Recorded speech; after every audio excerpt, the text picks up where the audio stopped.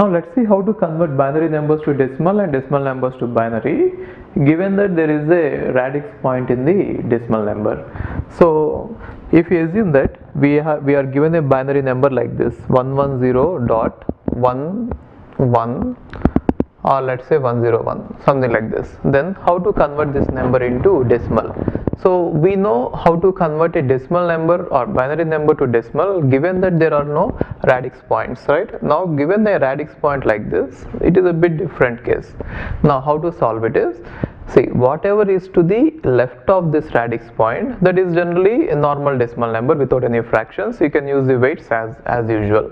So which means the least significant bit is going to get a weight of 2 power 0, and this one is going to get a weight of 2 power 1, and this is going to get a weight of 2 power 2. And there are other methods also which you can get. So you can find out the value of this, and whatever value you get for this one, multiply with 2 and add this. So that way also you can do it, right? So now if you observe it, what is the value of this? 2 into this, so 4 into 1 plus 2 into 1 plus 1 into 0, which is nothing but 6. 6 is the value to the left of it, plus you should find out the value to the right of it. In the right of it, each bit is going to get a weight of 2 power minus 1 for the first one, and 2 power minus 2 for the second one, and 2 power minus 3 for the third one, right? So what is 2 power minus 1? 1 by 2, which means 0.5. And what is 2 power minus 2? It is 1 by 4, which means 0.25. And what about 2 power minus 3? 0.125. 2 power minus 3 means 1 by 8, right? Therefore it is going to be 0.625. So 6 plus 625 is going to be 6.625. Therefore the binary number which is containing the radix point here, its value is this one, right? Now if you try to move the radix point around, so let us say you are talking about 110, let's say 1.01, right? So when I just move it to the right of it, then I'm actually seeing that the non-fraction part of this number is increased and the fraction part is decreased, right? So let's see what its value is.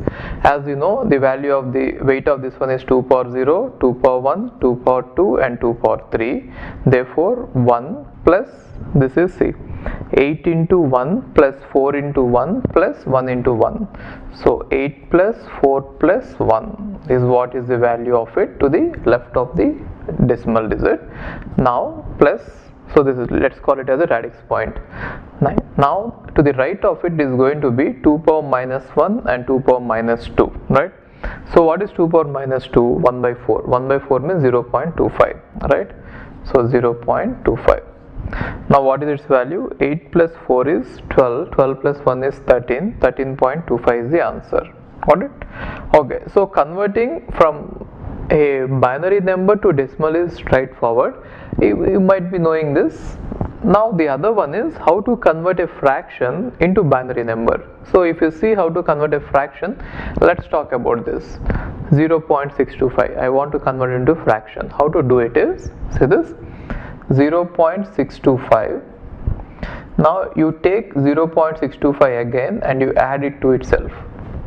Now whatever result you get, so you are going to get 1.25, right? Now whenever you get 1, you write it outside, and now make it 0 and again add the same number to itself, right? Now if you see it, again you add it, so 0, what do you get? 5, 0. Now what did you get here? 0, so write it outside, and again you add the same number. Now what do you get? 1.000, and whatever you got, write it outside. Okay, now after doing this, you have to go from here,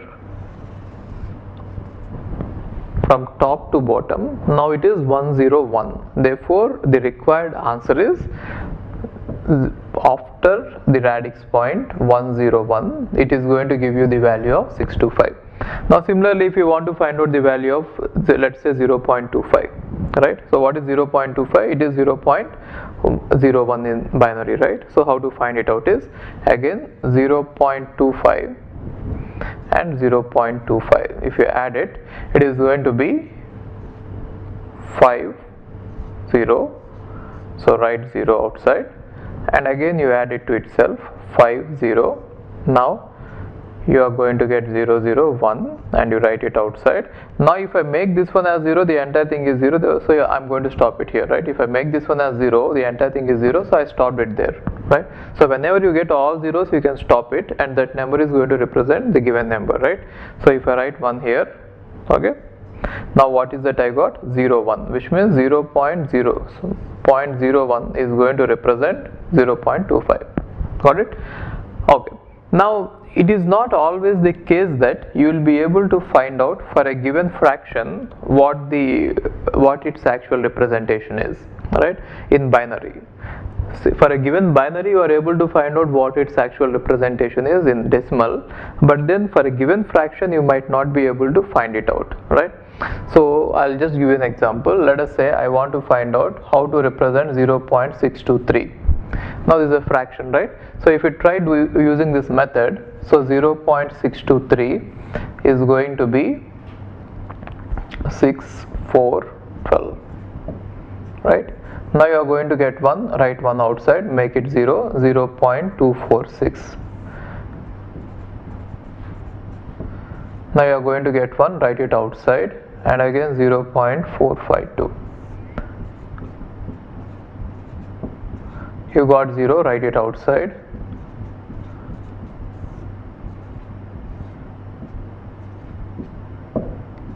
You got 1, write it outside.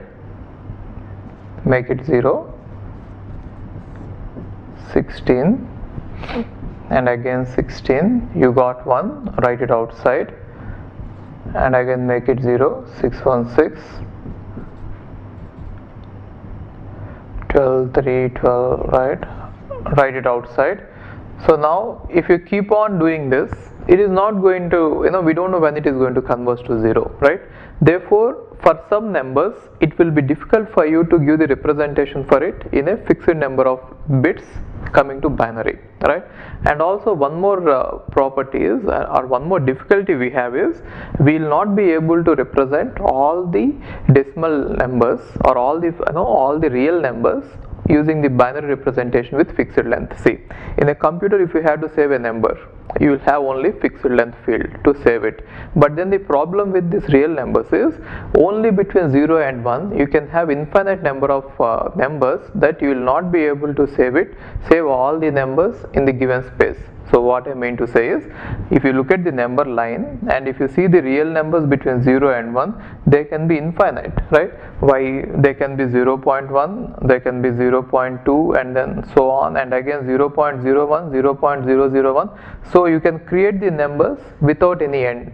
Now if you are going to represent all these numbers, or if you want to represent all these numbers in a fixed length field, now if you say you have a fixed length field in computer, right? Let's say this length is n, right? Then you are going to have 2 power n combinations only, right? Now all these 2 power n combinations have to be assigned to one number in this real number line, right? Now how many can you have? This is a finite number and this is infinite number. Therefore it is clear that we will not be able to represent every real number in a computer in a fixed length field, right? So therefore what we do is, whenever there is a number, we try to represent its close approximation in the computer. So what I mean to say is, if you have the numbers between 0 and 1, and if you have only n bits, then you are going to get 2 power n combinations, right? Now each combination will be assigned to some part here, let us say some number there. Now if any number is falling between this number and this number, I will either use this number to represent it, or I will use this number to represent it. Because of that you are going to get some error, right? That is called as truncation error, and we might have to deal with that. So we will not be able to represent every real number accurately in a computer in fixed length fields, but we will be able to do that for some numbers, or not for everything. Now if you see this, if you are given only 3 bits to represent it, I will be able to represent 0.625 accurately, right? Which means 0.010 is going to give me that number. But then if I have to represent 0.623 using this method, I will not be able to represent accurately, right? And if I try to cut it down, if I try to use only 3, then it is going to be approximated to 0.5. Got it? So that is the problem we have here. Okay, fine. Okay, in the previous video here it is not 5, it is 9. So anyway, even if you substitute 9 also, it is not going to converge any sooner. Okay, so just see that there is a mistake here. Okay, fine. Hi, if you are planning to do masters, then doing masters abroad is better than doing masters in India. I'll give you all the reasons. So first reason is, out of 1 lakh students who take GATE every year, there are only 500 seats in old IITs.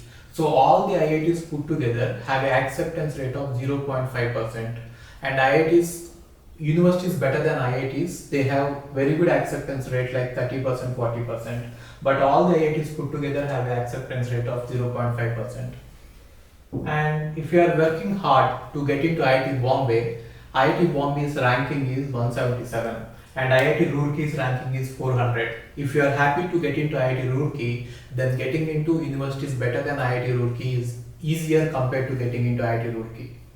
And looking at the salaries for computer science, for software jobs, if you have done your masters in computer science in US, the salaries are ranging from 80 lakhs per year to 1.2 crore per year.